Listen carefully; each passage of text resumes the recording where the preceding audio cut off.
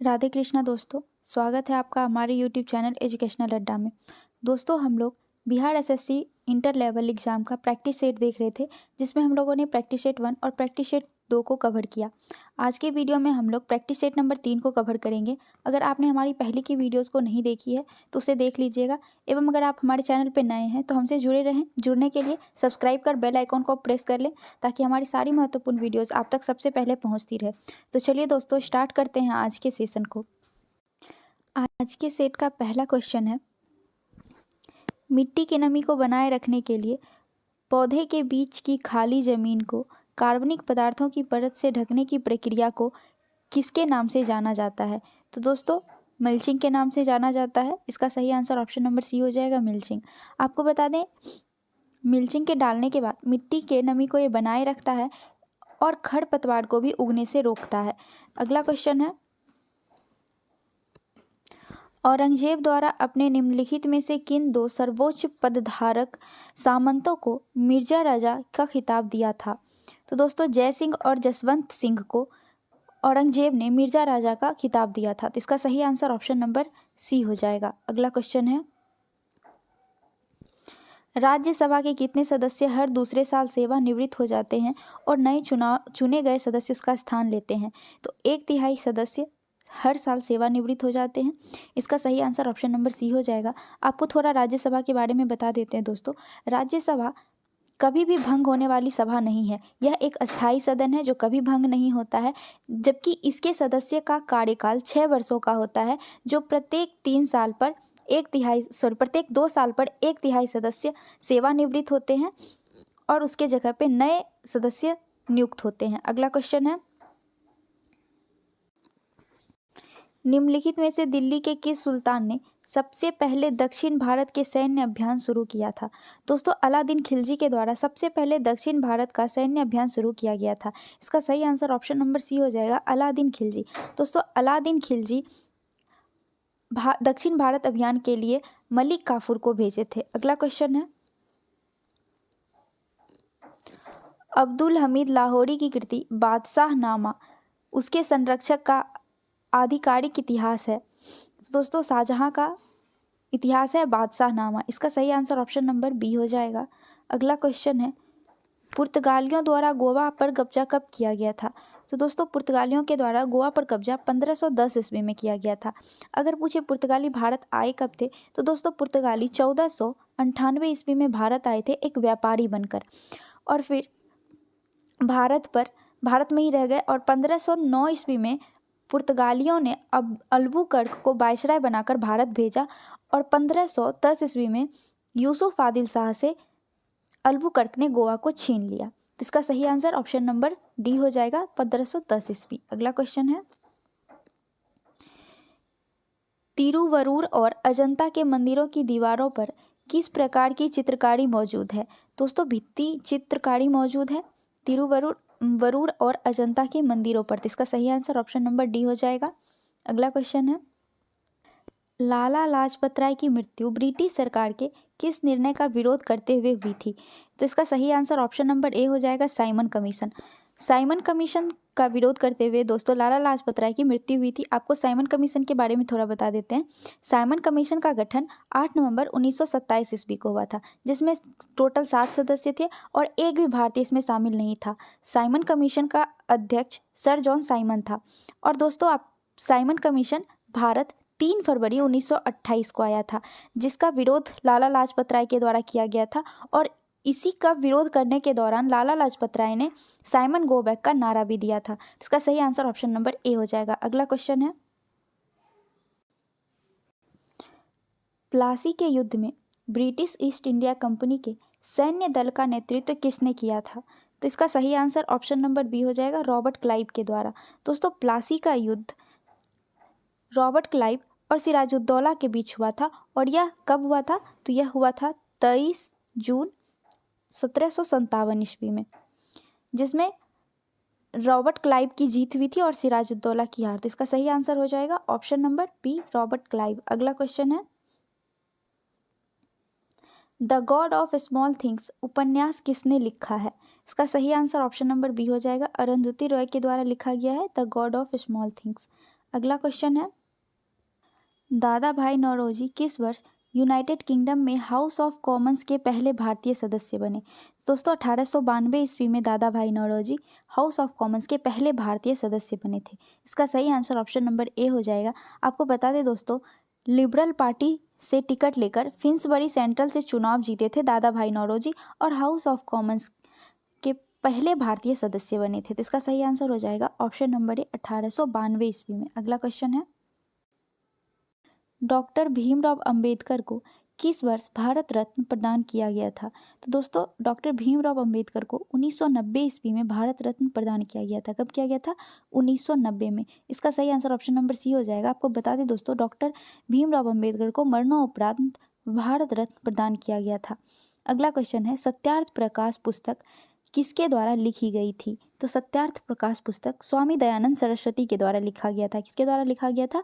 स्वामी दयानंद सरस्वती के द्वारा सत्यार्थ प्रकाश नामक पुस्तक लिखी गई थी। इसका सही आंसर ऑप्शन नंबर ए हो जाएगा। अगला क्वेश्चन है,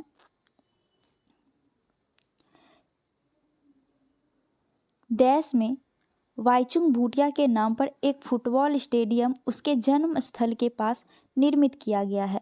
दोस्तों वाईचुंग भूटिया ये फुटबॉल टीम के कैप्टन रहे हैं और फुटबॉल स्टेडियम सिक्किम में बनाया जा रहा है। कहाँ बनाया जा रहा है? सिक्किम में। तो इसका सही आंसर ऑप्शन नंबर सी हो जाएगा। अगला क्वेश्चन है, निम्नलिखित में से कौन सा बंदरगाह गुजरात राज्य में स्थित है? दोस्तों हजीरा एक गुजरात का बंदरगाह है। तो इसका सही आंसर ऑप्शन नंबर बी हो जाएगा, जो कि सूरत शहर के पास एक उप शहर है हजीरा। अगला क्वेश्चन है, हृदय का जो संबंध कार्डियोलॉजिस्ट से है वही संबंध वृक्क का डैश से है। तो ये नेफ्रोलॉजी से संबंध है, किडनी का। इसका सही आंसर ऑप्शन नंबर बी हो जाएगा। दोस्तों आगे के कुछ प्रश्न रीजनिंग और मैथ के दिए हुए हैं, जिसे हम रीजनिंग और मैथ के सेक्शन में कवर करेंगे। नेक्स्ट क्वेश्चन है, पी प्रतिरोधकता वाले एक धातु के तार को 4 बराबर भागों में काटा जाता है, प्रत्येक भाग का प्रतिरोधकता कितना होगा? तो दोस्तों जब हम पी प्रतिरोधकता वाले धातु को कितने भी पार्ट में काट लें उसकी प्रतिरोधकता नहीं बदलेगी, क्योंकि प्रतिरोधकता तार की लंबाई या क्षेत्रफल पर निर्भर नहीं रहता है, यह केवल तापमान एवं प्रकृति पर निर्भर रहता है। इसीलिए इसका सही आंसर ऑप्शन नंबर डी हो जाएगा, बी। प्रत्येक भाग की प्रतिरोधकता बी ही रहेगी। अगला क्वेश्चन है, यदि स्प्रिंग में धारा प्रवाहित की जाती है तो स्प्रिंग, दोस्तों अगर स्प्रिंग में धारा प्रवाहित की जाती है तो स्प्रिंग संकुचित हो जाती है। इसका सही आंसर ऑप्शन नंबर ए हो जाएगा। अगला क्वेश्चन है, कक्षा में सबसे पीछे बेंच पर बैठा कोई विद्यार्थी श्यामपट्ट पर लिखे अक्षरों को पढ़ सकता है, परंतु पाठ्य पुस्तक में लिखे अक्षरों को नहीं पढ़ता। निम्नलिखित में से कौन सा प्रकथन सही है? तो दोस्तों जब कोई व्यक्ति दूर की वस्तुओं को देख सकता है और निकट की वस्तुओं को नहीं देख सकता है तो ऐसे में उसे दूर दृष्टि दोष होता है। तो इसमें देख लेते हैं ऑप्शन में किसमें दिया हुआ है। पहले में दिया है विद्यार्थी के नेत्र का निकट बिंदु उससे दूर हो जाता है, हो गया है, जो कि बिल्कुल सही है। तो इसका सही आंसर ऑप्शन नंबर ए हो जाएगा। इसे कौन सी बीमारी हुई है? तो इसे दूर दृष्टि दोष हुई है। आपको बता दें दोस्तों, किसी भी व्यक्ति का जो देखने की क्षमता होती है, दूरी होती है, वो 25 सेंटीमीटर होती है। अगला क्वेश्चन है, न्यूनतम दूरी 25 सेंटीमीटर होती है। अगला क्वेश्चन है, निम्नलिखित में से कौन सा आर्किमिडीज के सिद्धांत पर आधारित नहीं है? तो इसका सही आंसर ऑप्शन नंबर बी हो जाएगा, हवाई जहाज के पंखों की डिजाइनिंग, जो कि बर्नौली के सिद्धांत पर आधारित है, ना कि आर्किमिडीज के सिद्धांत पे। पानी से संबंधित जो भी सिद्धांत होता है दोस्तों, वो आर्किमिडीज के सिद्धांत पर आधारित होता है। तो इसका सही आंसर ऑप्शन नंबर बी हो जाएगा। अगला क्वेश्चन है, गुरुत्वाकर्षण के नियम में गुरुत्वाकर्षण बल, तो दोस्तों गुरुत्वाकर्षण के नियम में द्रव्यमान रखने वाली किसी भी दो पिंडों के बीच होती है। गुरुत्वाकर्षण किसमें होता है?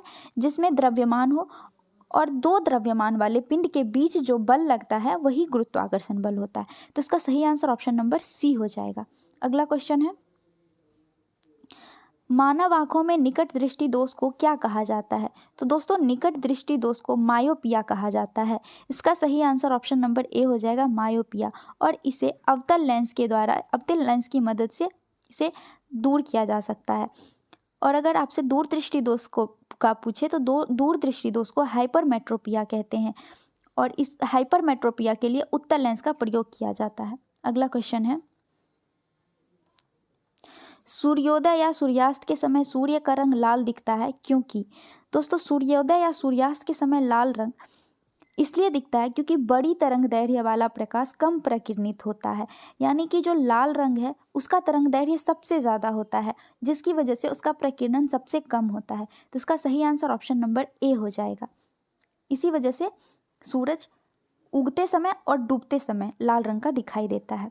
अगला क्वेश्चन है, निम्नलिखित में से कौन सा प्रकाश के अपवर्तन का उदाहरण नहीं है? तो दोस्तों प्रकाश के अपवर्तन का उदाहरण अस्त होते हुए सूरज का रंग लाल होना ये नहीं है, क्योंकि यह प्रकीर्णन पर निर्भर करता है, ना कि प्रकाश के अपवर्तन पर। तो इसका सही आंसर ऑप्शन नंबर डी हो जाएगा। अगला क्वेश्चन है, ध्वनि की गति भी और माध्यम का घनत्व पी के मध्य यह रिश्ता है। तो इसका सही आंसर ऑप्शन नंबर ए हो जाएगा। निम्नलिखित में से किसका इलेक्ट्रॉनिक विन्यास 2, 8, 13 और 1 है? तो दोस्तों क्रोमियम का इलेक्ट्रॉनिक विन्यास 2, 8, 13 और 1 है। इसका सही आंसर ऑप्शन नंबर ए हो जाएगा। अगला क्वेश्चन है, डैश भारत के उत्तर पूर्वी भाग में की जाने वाली स्थानांतरित कृषि का एक रूप है। इसका सही आंसर ऑप्शन नंबर डी हो जाएगा, झूम कृषि। अब पूछिए, झूम कृषि के बारे में आपको बता देते हैं दोस्तों।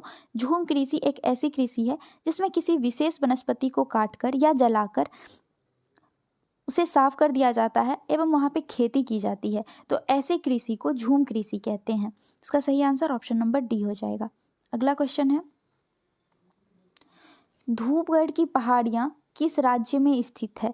तो इसका सही आंसर ऑप्शन नंबर सी हो जाएगा, मध्य प्रदेश में स्थित है धूपगढ़ की पहाड़ियाँ। दोस्तों धूपगढ़ की पहाड़ियाँ सतपुरा पहाड़ी की सबसे ऊंची चोटी है। अगला क्वेश्चन है, काकोलत जलप्रपात बिहार के किस जिला में है? तो दोस्तों काकोलत जलप्रपात बिहार के नवादा जिला में स्थित है। इसका सही आंसर ऑप्शन नंबर बी हो जाएगा, नवादा। अगला क्वेश्चन है,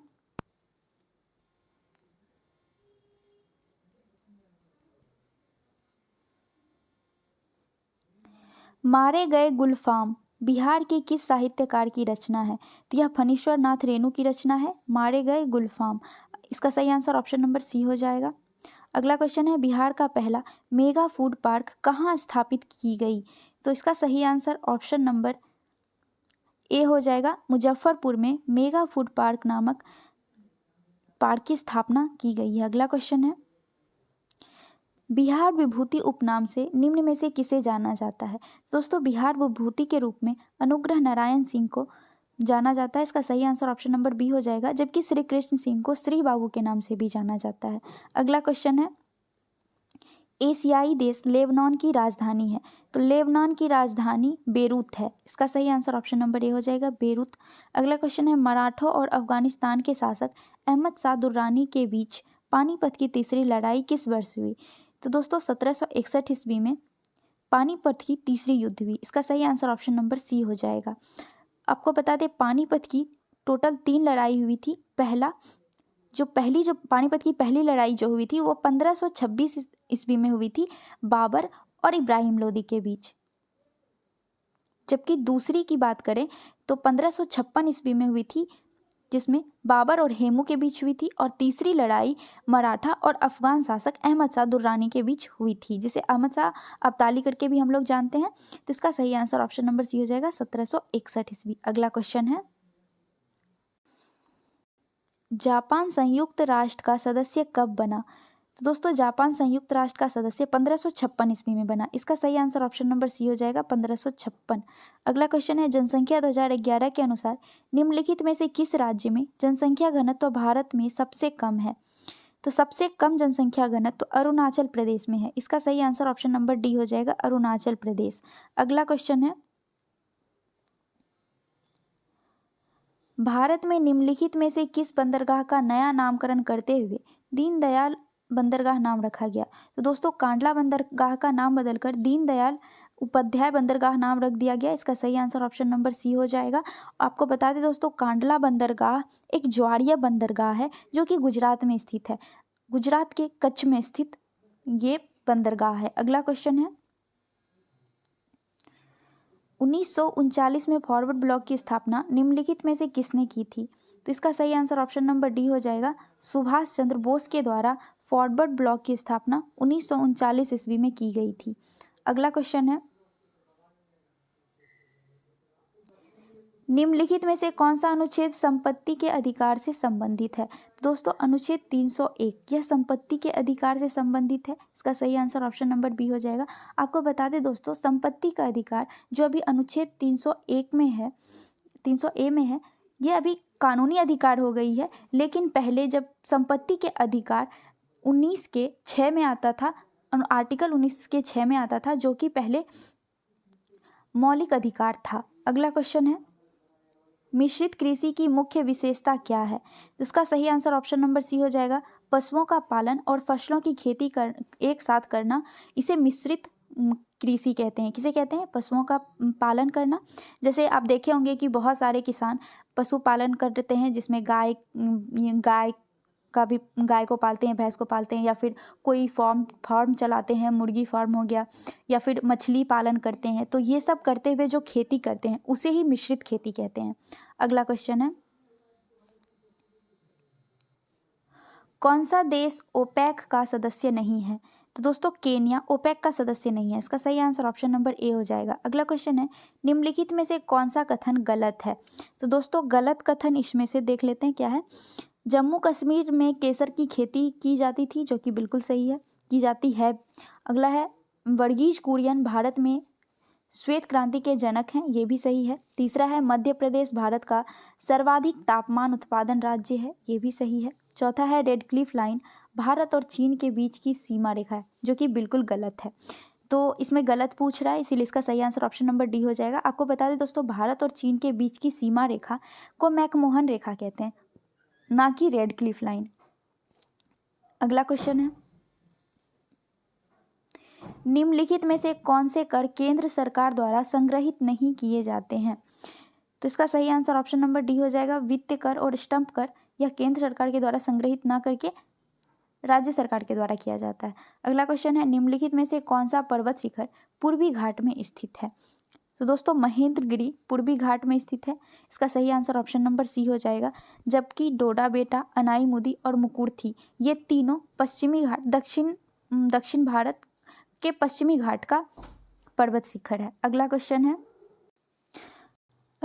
है, भारत के संविधान के निम्नलिखित में से किस अनुच्छेद में संसद के दोनों सदनों की संयुक्त बैठक का प्रावधान किया गया है? तो यह आर्टिकल 108 में किया गया है। इसका सही आंसर ऑप्शन नंबर ए हो जाएगा। दोस्तों आपको बता दें, संयुक्त बैठक राष्ट्रपति के द्वारा बुलाया जाता है और इसे साधारण विधेयक या फिर वित्त विधेयक के लिए ही बुलाया जा सकता है। अगला क्वेश्चन है, निम्नलिखित में से कौन सी पर्वत श्रृंखला दक्षिण अमेरिका में स्थित है? तो इसका सही आंसर ऑप्शन नंबर सी हो जाएगा, एंडीज पर्वत। दोस्तों आपको बता दें, एंडीज पर्वत विश्व की सबसे लंबी पर्वत श्रृंखला है। अगला क्वेश्चन है, आरबीआई अधिनियम 1934 की किस अनुसूची के अंतर्गत शामिल बैंकों को अनुसूचित वाणिज्यिक बैंक कहा जाता है? तो इसका सही आंसर ऑप्शन नंबर बी हो जाएगा, दूसरी अनुसूची के अंतर्गत। अगला क्वेश्चन है, निम्नलिखित में से किस क्रिकेटर को राजीव गांधी खेल रत्न पुरस्कार कभी नहीं प्राप्त हुआ है? तो इसका सही आंसर ऑप्शन नंबर डी हो जाएगा, शिखर धवन। अगला क्वेश्चन है, ग्राम पंचायत के किस सदस्य को पद अवधि के प्रथम 2 वर्ष तक तथा कार्यकाल के अंतिम 6 माह के दौरान उन पर अविश्वास प्रस्ताव नहीं लगाया जा सकता?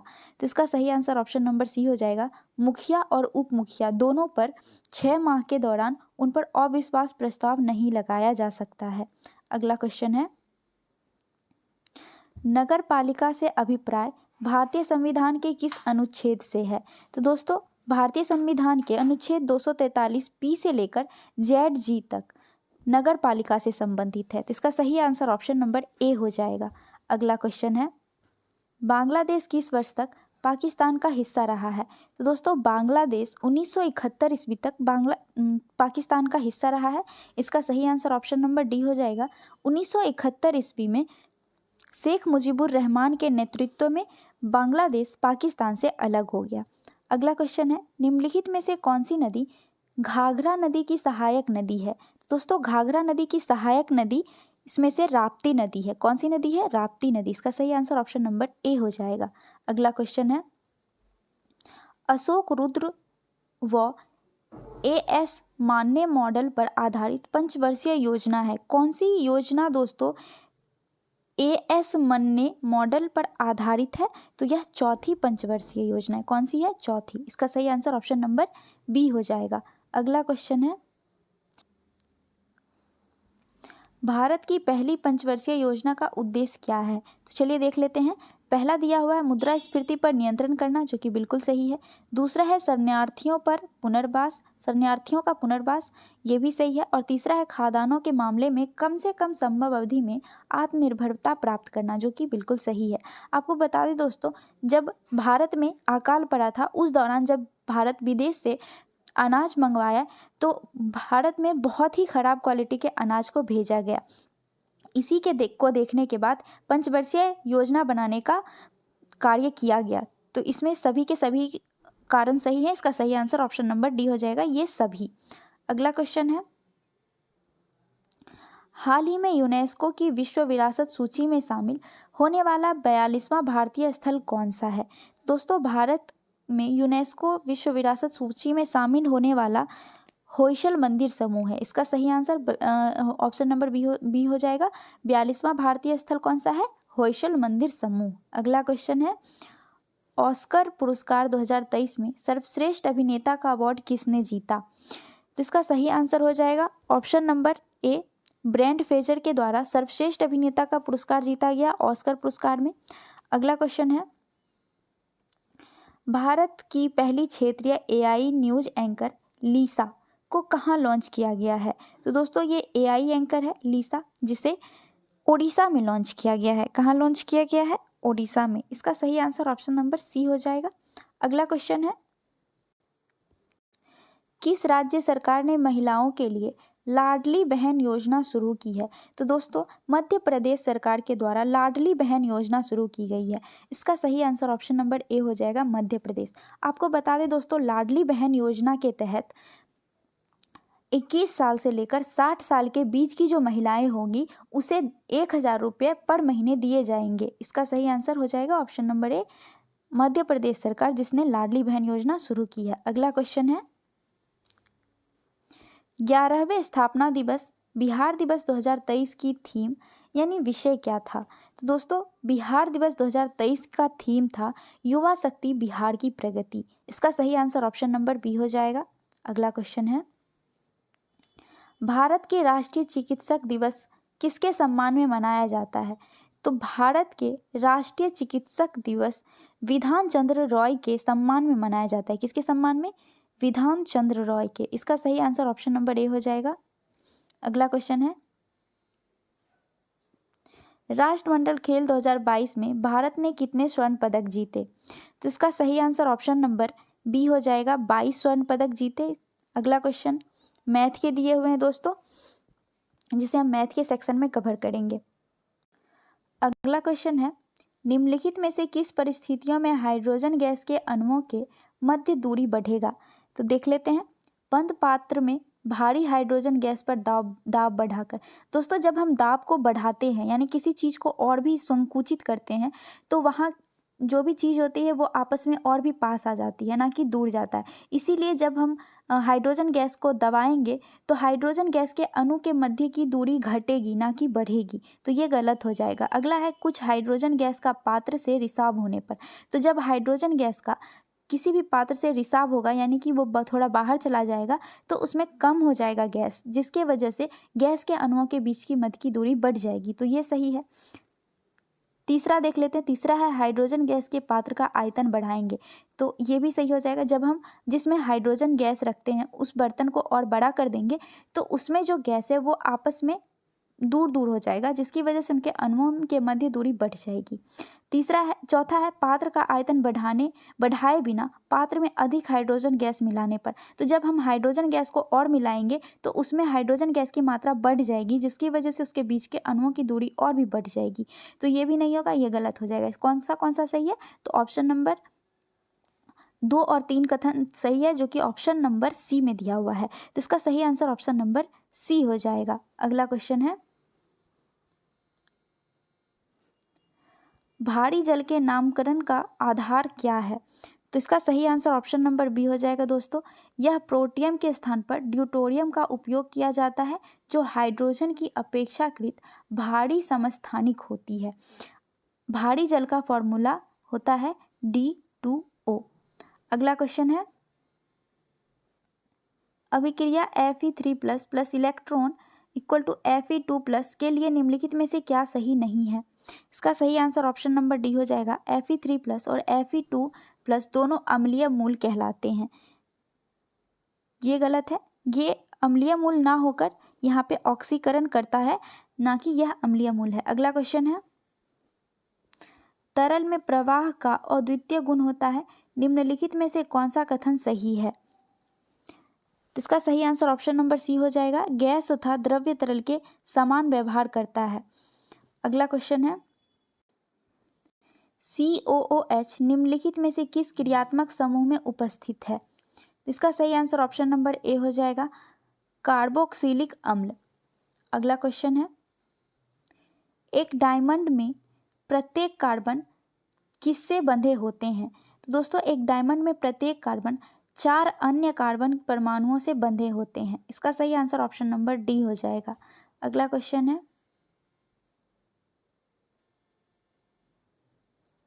गंदे सार्वजनिक मूत्रालय में से निम्न गैस निकलती है।